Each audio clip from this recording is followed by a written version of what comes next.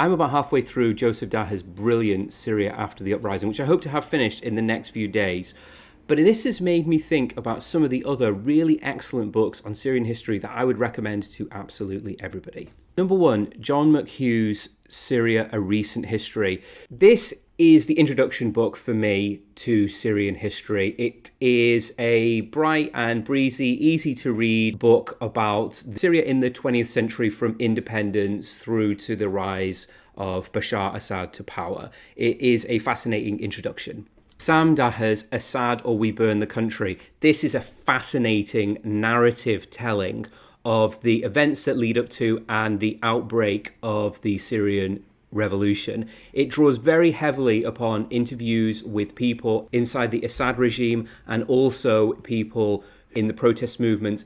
The reaction to the early protests, the confusion, the outrage, the decisions that were made that drove the peaceful protesters to take up arms and oppose one of the most brutal dictatorships in all of human history. This is a very, very emotional and powerful book.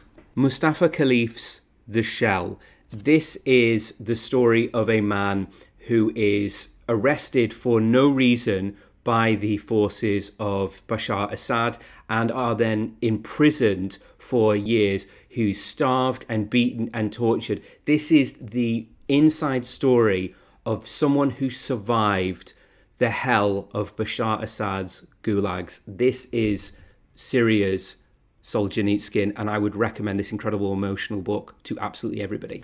There are very few books that actually leave me physically outraged, but Alex Bellamy's Syria Betrayed did just that.